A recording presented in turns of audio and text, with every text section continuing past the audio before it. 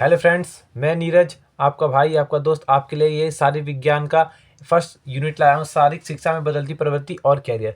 Friends, मैं ऐसे ऐसे सभी सब्जेक्टों के 11th क्लास के सभी सब्जेक्टों का धीरे धीरे करके सभी सब्जेक्टों का एक एक चैप्टर करा रहा हूँ। ये अब मैं करा रहा हूँ शारीरिक विज्ञान का फर्स्ट यूनिट। इसमें फ्रेंड्स इसी चैनल पे आपको सभी सब्जेक्ट के वीडियो उपलब्ध होंगे। आप अच्छी तरह से पढ़िए और अच्छे नंबर स्कोर करिए।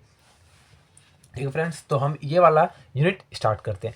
शारीरिक शिक्षा में बदलती प्रवृत्ति और कैरियर, मतलब शारीरिक शिक्षा, जो शारीरिक शिक्षा होती है, शरीर से संबंधित जो शिक्षा होती है, उसमें क्या कुछ बदला है और कैरियर में। ठीक है, तो मनुष्य के लिए शारीरिक शिक्षा की धारणा नई नहीं है कि जो मनुष्य के लिए शारीरिक शिक्षा वो उसकी धारणा नहीं है। वह ऐसा माना जाता है कि शारीरिक शिक्षा जुड़े पुराने समय यानी आदिकाल में मौजूद थी। कि शारीरिक शिक्षा जो है वो शिक्षा पुराने के समय से मौजूद थी। पुराने समय में शारीरिक शिक्षा मनुष्य के जीवित रहने के लिए आवश्यक भी नहीं था, जो आवश्यक भी थी। जो पहले के समय में शारीरिक शिक्षा थी वो लोगों के जीवित रहने के लिए बहुत ज़्यादा आवश्यक थी। उस समय इसका प्रयोग विभिन्न उद्देश्यों के लिए किया जाता था, जैसे खाना प्राप्त करने व जंगली जंतुओं से अपना रक्षा करने के लिए, और यात्रा करने के लिए भी वाहन नहीं होते थे और ना ही कोई मशीन थे। प्रत्येक व्यक्ति अपना कार्य स्वयं हाथों से करता था। ये सभी गतिविधि शारीरिक शिक्षा में शामिल की जाती है। शारीरिक शिक्षा में ये सभी गतिविधि शामिल करते। पहले के लोग क्या, लोग खाना प्राप्त नहीं होता था, वे लोग जीव जंतु पे ही अपना आश्रित रहते थे और वह उन लोगों के पास यातायात के साधन भी नहीं थे। और वह इसीलिए वह शारीरिक शिक्षा करके अपने देह तंदुरुस्त करके अपना खाने जुगाड़ करते थे, अपना इधर उधर प्रवास करते थे। शारीरिक शिक्षा उनके जीवन में बहुत ज़्यादा महत्व रखती थी, जिससे व्यक्ति का शारीरिक व मानसिक विकास होता है। शारीरिक शिक्षा के द्वारा व्यक्ति का शारीरिक और मानसिक विकास होता है। आधुनिक शारीरिक शिक्षा की शुरुआत लगभग 18वीं सदी में जर्मनी में हुई। कि आधुनिक जो नई शारीरिक शिक्षा थी उसकी शुरुआत लगभग 18वीं सदी में शताब्दी में जर्मनी में। कहाँ पे? जर्मनी में। इंग्लैंड, अमेरिका व स्वीडन में भी इसका अनुसरण किया गया। इंग्लैंड में, अमेरिका में और स्वीडन में भी इसका अनुसरण, मतलब इससे प्रभावित हुए लोग। शारीरिक शिक्षा को विद्यालय पाठ्यक्रम के एक अभिन्न के रूप में आरंभ किया गया। शारीरिक शिक्षा को विद्यालय में एक विषय के रूप में पढ़ाया जाना शुरू कर दिया। तब से इस क्षेत्र में अनेक परिवर्तन किए गए, जैसे स्वास्थ्यदान, आहार, स्वास्थ्य, जीवन शैली, शारीरिक गतिविधियों तथा गैर प्रारंभिक खेलकूद जैसे परिवर्तनों पर साइकिल चलाना, आइस स्केटिंग, किन बॉल आदि विद्यालय पाठ्यक्रम में स्थान दिया गया। यानी जब ये लगभग 18वीं शताब्दी में जर्मनी में ये इसकी शुरुआत हुई शारीरिक शिक्षा की, तो इंग्लैंड, अमेरिका, कई स्वीडन वाले कई देशों में ऐसे शारीरिक शिक्षा को एक पाठ्य एक विषय के रूप में स्कूलों में पढ़ाया जाने लगा। और इससे बहुत ज़्यादा परिवर्तन हुआ। लोगों को स्कूलों में बहुत ज़्यादा शारीरिक शिक्षा से संबंधित चीज़ें पढ़ाई जाने लगी, जैसे कि कराई जाने लगी पर्वत पे साइकिल चलाना, आइस पे स्केटिंग करना, किन बॉल करना, अनेक चीजें कराने जाने लगी। आगे चलते हैं।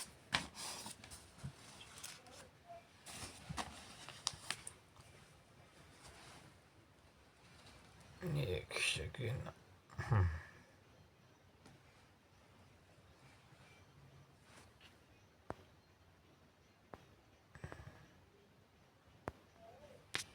एक सेकेंड, थोड़ा सा इसको अप साउंड कर दूं जिससे आपको क्लैरिटी से दिखेगा। हाँ, तो शारीरिक शिक्षा के द्वारा व्यक्ति का संपूर्ण विकास होता है। मतलब शारीरिक शिक्षा के द्वारा व्यक्ति का पूरा संपूर्ण विकास होता है। मानसिक स्तर से भी विकास होता है और अन्य स्तर से भी, जिसमें मस्तिष्क और शरीर दोनों शामिल होते हैं। देखिए, शारीरिक शिक्षा के द्वारा व्यक्ति का संपूर्ण विकास होता है। व्यक्ति का संपूर्ण विकास होता है इसके द्वारा। शारीरिक शिक्षा के माध्यम से व्यक्ति का संपूर्ण विकास होता है। एंड शारीरिक संपूर्ण विकास से संबंधित है, मतलब व्यक्ति का मानसिक स्तर भी होता है, ठीक होता है, और उसकी जो शारीरिक गतिविधियों में भी परिवर्तन आता है। शारीरिक शिक्षा के कार्यक्रमों में जैसे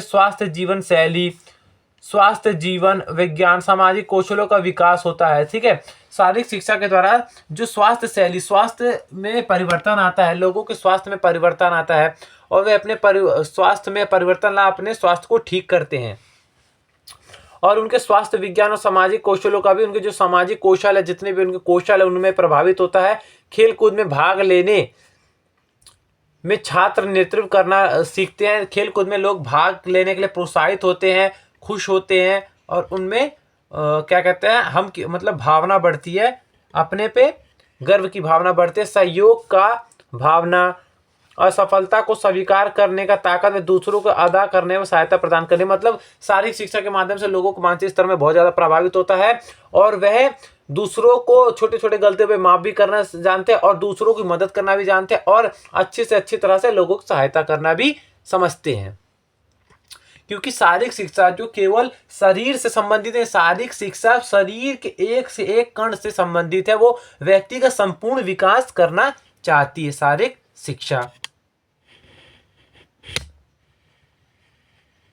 एक सेकंड, ये थोड़ा सा इसको इस साइड कर देंगे ना तो ये आपको क्लियरिटी से दिखे। हाँ, तो अब इस पे आते हैं शारीरिक शिक्षा की अवधारणा। शारीरिक शिक्षा की क्या अवधारणा, शारीरिक शिक्षा है क्या और उसके उद्देश्य और लक्ष्य क्या है, शारीरिक शिक्षा करना क्या चाहती है, इसके उद्देश्य। शारीरिक शिक्षा शब्द दो शब्दों से योग से बना है, जिसका शारीरिक का अर्थ है शारीरिक क्रिया व गतिविधियां और शिक्षा का अर्थ है ज्ञान। मतलब शारीरिक का अर्थ है शारीरिक क्रियाएं, शारीरिक का अर्थ है शारीरिक क्रियाएं, ठीक है। शारीरिक का अर्थ है शारीरिक क्रियाएं। एक सेकंड, ये गाइस ये हिल रहा है क्योंकि ये मैंने नया तो लिया लेकिन थोड़ा सा ये स्ट्रेचेबल हो रहा है, तो इसको कोई बात नहीं, इसको मैं एक और नया ले लूँगा, लेकिन आपके पढ़ाई में कोई दिक्कत नहीं आनी चाहिए। हाँ, तो यहाँ पे शारीरिक क्रिया या गतिविधि और शिक्षा का अर्थ, जैसे देखो शारीरिक का अर्थ है शारीरिक क्रियाएं, शारीरिक का अर्थ है शारीरिक क्रियाएं और गतिविधि का अर्थ है कि शिक्षा, ठीक है, और शिक्षा का अर्थ है ज्ञान। मतलब अतः शारीरिक शिक्षा में गतिविधि शामिल होते हैं, शारीरिक शिक्षा में जो भी गतिविधि है वो शामिल होते हैं, सभी गतिविधियां शामिल होते हैं जो शरीर और मन का विकास करते हैं। शारीरिक शिक्षा शरीर और मन का विकास करती है। शारीरिक शब्द शरीर से संबंधित है, जो व्यक्ति के गति, सहनशीलता, लचक, शक्ति व तालमेल जैसी शारीरिक गुणों का विकास में बताता है। अतः शारीरिक शिक्षा व्यक्ति के शारीरिक, मानसिक, सामाजिक, भावनात्मक विकास करने के सहायक होती है। मतलब यहाँ पे आगे ये बहुत ज्यादा इंपॉर्टेंट लाइन है, ये इंपॉर्टेंट लाइन है, क्या है कि शारीरिक शिक्षा व्यक्ति के शारीरिक विकास, मानसिक विकास, सामाजिक विकास और भावनात्मक विकास करने में सहायक होती है, मतलब मदद करती है। शारीरिक शिक्षा की परिभाषा, शारीरिक शिक्षा के कैसे कैसे लोगों ने कैसे कैसे परिभाषा दी, अब वो पढ़ लेते हैं।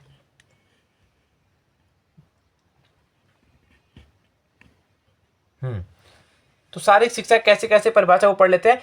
शारीरिक शिक्षा का ही एक अंग है जो शारीरिक गतिविधियों को शिक्षा देने के माध्यम से बनाती है। तो मतलब शारीरिक शिक्षा क्या नाम है, शारीरिक गतिविधियों को शिक्षा देने का माध्यम बनाती है। शारीरिक जो गतिविधियां उनको शिक्षा देने का माध्यम बनाती है।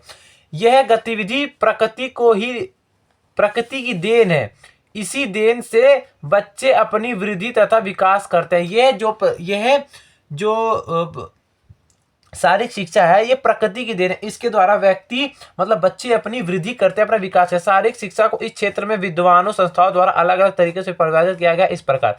जो शारीरिक शिक्षा को अलग अलग विद्वानों द्वारा अलग अलग तरीके से परिभाषित किया गया है, तो उसको पढ़ लेते हैं। सीसी कोवल एक विद्वान थे। उनके अनुसार शारीरिक शिक्षा व्यक्ति विशेष के सामाजिक व्यवहार में परिवर्तन, जो बड़ी मांसपेशियों तथा उससे संबंधित गतिविधियों की प्रेरणा में उपजता है। यानी शारीरिक शिक्षा किसी व्यक्ति के सामाजिक व्यवहार में वह परिवर्तन है जो बढ़ती मांसपेशियों तथा उससे संबंधित गतिविधियों की प्रेरणा में उपजता है। मतलब व्यक्ति के क्या कहते हैं, वो मांसपेशियां बढ़ते उससे संबंधित उसकी उपेक्षता बढ़ती है, मतलब उससे संबंधित वह अपने शरीर के बारे में ज्ञान प्राप्त करता है।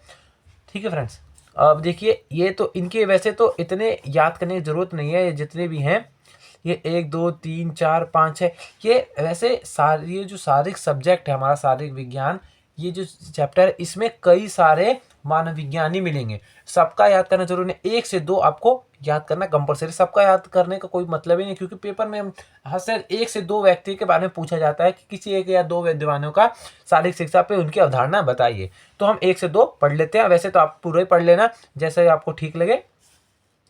रजालिंड के अनुसार शारीरिक क्रियाओं पर केंद्रित अनुभवों द्वारा परिवर्तन मानव में आते हैं। मतलब शारीरिक क्रियाओं पर केंद्रित, जो सारी क्रियाएं होती हैं उन पे अनुभवों द्वारा जो अनुभव होता है उनमें परिवर्तन मानव में आता है। जो व्यक्ति कोई सारी क्रिया करता है उससे जो व्यक्ति को अनुभव मिलता है उससे मानव में परिवर्तन आता है, वह ही शारीरिक शिक्षा कहलाते हैं।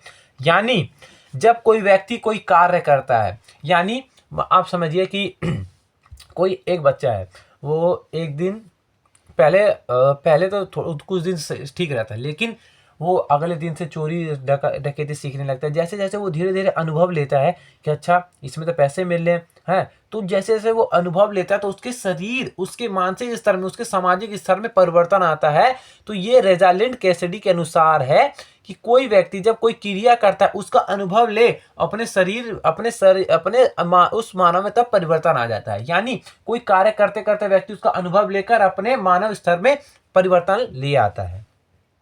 ठीक है, तो अब आते हैं हम नीचे वाले पे। नीचे वाला एक टॉपिक है हमारा ये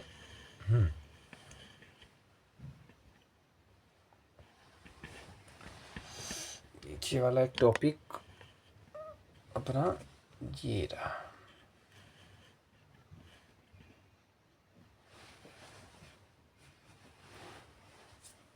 एक सेकंड, इसको ये जो शारीरिक शिक्षा का ये चैप्टर है ये आसान तो है, बट इसको समझना रट्टा नहीं मानना है, हमें समझना है। समझने से क्या होगा कि आप जल्दी समझ जाएंगे और समझने के आपको बहुत देर तक याद रहेगा। लेकिन रट्टा मारोगे तो रट्टे में कोई वो नहीं है। शारीरिक शिक्षा वैसे लोग कहते हैं कि बहुत वैसा है, बोरिंग है, लेकिन इसे समझने से बहुत ज़्यादा आसान है। जो समझने से इसमें पेपर ये स्कोरिंग है। वैसे मैं ऐसे बताता हूँ ये सबसे ज़्यादा स्कोरिंग सब्जेक्ट है। हाँ, तो अब आते हैं शारीरिक शिक्षा के लक्ष्य और उद्देश्य। शारीरिक शिक्षा के क्या लक्ष्य हैं और उद्देश्य। शारीरिक शिक्षा का लक्ष्य व्यक्ति का सर्वांगीण विकास करना है, मतलब व्यक्ति का पूर्ण विकास करना है। दूसरे शब्दों में कहें तो शारीरिक शिक्षा का लक्ष्य व्यक्ति की संपूर्ण योग्यता को विकास करना है, जिससे वह अपना तथा समाज का भला फायदा कर सके। पूर्ण स्वस्थ रूप से जीना ही शारीरिक शिक्षा का लक्ष्य है। वैसे शारीरिक शिक्षा के इस लक्ष्य को प्राप्त करना आसान नहीं है। शारीरिक शिक्षा इस लक्ष्य को सीढ़ी दर सीढ़ी प्राप्त किया जाता है, लेकिन इस लक्ष्य का एक होता है जो व्यक्ति की आत्म पड़ाव है, जिससे बिना व्यक्ति को किसी भी कार्य को नहीं कर सकता। इसलिए यानी शारीरिक शिक्षा व्यक्ति का संपूर्ण विकास करना है। इसके माध्यम से व्यक्ति अच्छा बुरा सीखता है और अपने समाज से संबंधित वह अच्छी अच्छी गतिविधियों करता है। अब इसकी परिभाषा एक देख लेते हैं। इससे मिनिस्ट्री ऑफ एजुकेशन के अनुसार, ये इंपॉर्टेंट है, देखो जो मैं बता रहा हूँ वो इंपॉर्टेंट, आप ध्यान दीजिएगा। तो मिनिस्ट्री ऑफ एजुकेशन के अनुसार शारीरिक शिक्षा का लक्ष्य प्रत्येक बालक को शारीरिक, मानसिक और भावनात्मक रूप से तंदुरुस्त, मजबूत बनाना है और उससे व्यक्तिगत या सामाजिक गुणों का विकास अवश्य होना चाहिए। वह लोगों के साथ साथ खुशी से रह सके और एक अच्छा नागरिक बन सके। यानी मिनिस्ट्री ऑफ एजुकेशन के हिसाब से शारीरिक शिक्षा का लक्ष्य है कि प्रत्येक बालक को शारीरिक, मानसिक, भावनात्मक रूप से मजबूत बनाना है और उसे व्यक्तिगत या सामाजिक गुणों का विकास, उसके अंदर जो व्यक्तिगत और सामाजिक गुणों का विकास करना है ताकि वह आगे चलकर एक अच्छा नागरिक बने और लोगों की मदद करे। शारीरिक शिक्षा के उद्देश्य। शारीरिक शिक्षा के क्या उद्देश्य हैं? शारीरिक शिक्षा के उद्देश्य। शारीरिक शिक्षा का उद्देश्य व्यक्ति का स्वस्थ विकास करना है। मतलब शारीरिक शिक्षा का जो उद्देश्य है वो व्यक्ति का पूरा अच्छी तरह स्वस्थ विकास करना है। उद्देश्य अनेक होते हैं। उद्देश्य की सीढ़ी होती है जिनकी सहायता से हम लक्ष्य को प्राप्त करते हैं। उद्देश्य वह छोटे छोटे पड़ाव है जो हम लक्ष्य की ओर ले जाते हैं। उद्देश्य वह छोटे छोटे पड़ाव है जो हमें लक्ष्य की ओर ले जाते हैं। ठीक है, जैसे कि एक व्यक्ति सोचता है कि अगर मैं कमा लूँगा तो मेरा क्या होगा। अगर उसने वो उद्देश्य ले लिया कि अच्छा वो कमा लेगा तो उसका एक उद्देश्य, अच्छा मैं कमा लेता हूँ, उसका उद्देश्य हो जाएगा, तो वो उद्देश्य से जो कमा लेगा तो उस माध्यम से वह अपना लक्ष्य पहुँच जाएगा कि बड़े बंगले बना ले। ठीक है, अब आते हैं इसी हिसाब से शारीरिक शिक्षा के उद्देश्य पे आते हैं हम। एक सेकेंड, इसको थोड़ा सा क्लैरिटी में ले आए। मैं ऐसा करता हूँ फ्रेंड्स, आप लोगों को अच्छी तरह से दिख रहा होगा।